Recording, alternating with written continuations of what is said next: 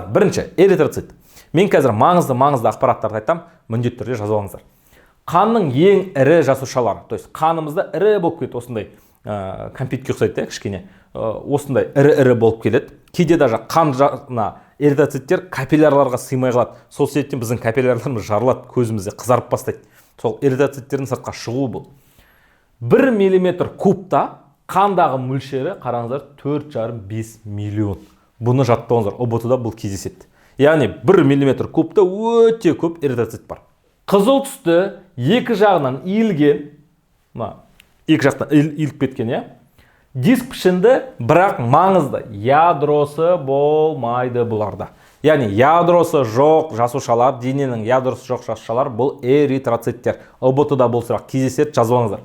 120 тәулік тіршілік етеді. Қанша тіршілік етеді дейсіз, мысалы сүйек кемігінде пайда болды, сосын 120 күн тіршілік етеді, содан кейін барады да бауырда жойылады. Түсіндіре алдым, 120 күн ақ өмір сүреді, яғни 3 ай ғой, даже 3 ай емес 4 ай. 4 ай өмір сүреді.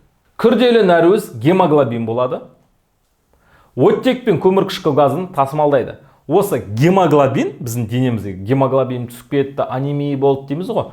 Гемоглобиннің қызметі осы эритроциттердің құрамына кіреді. Осы эритроциттердің ішінде, мысалы мен оттегімен тыныс аламын ғой, оттегі қанға түседі деп жатырмын, қан арқылы тасымалданады дедім ғой. Сол қанның ішіндегі эритроцит, сол эритроциттің ішіндегі гемоглобинге жабысады. Гемоглобин бұл құрамында темір бар, сол себептен қанның дәмі темірге ұқсайды, құрамында темір бар, бір органикалық зат. Түсіндіре алдым, бұл нәруыз негізі.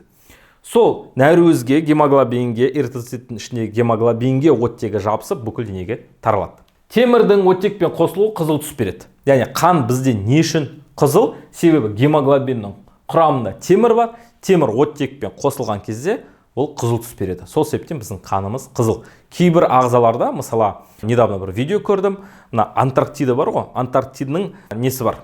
Южный океан дейді, өзінің бір мұхиты бар. Сол мұхитта өмір сүретін балықтар бар. Сол балықтардың қанның түсі түссіз немесе көк болып келеді. Ол не демек? Құрамында эритроцит жоқ деген сөз.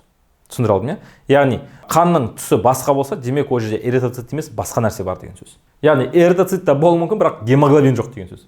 Гемоглобинді қан пигменті деп атайды, сол себептен, қызыл түс беретіндіктен. Егер адамның қанның құрамында гемоглобин, темір, эритроциттер мөлшері азаятын болса, анемия, яғни қан аздық ауруы пайда болады. Анемия деген не? Анемия деген гемоглобиннің аз болуы. Гемоглобин аз болуы деген не? Эритроциттің аз болуы. Эритроциттің аз болуы деген не? Қанның құрамының бұзылуы.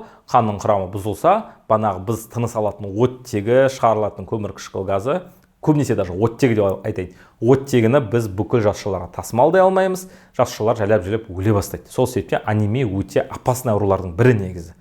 Қатты көңіл бөлу керек болған.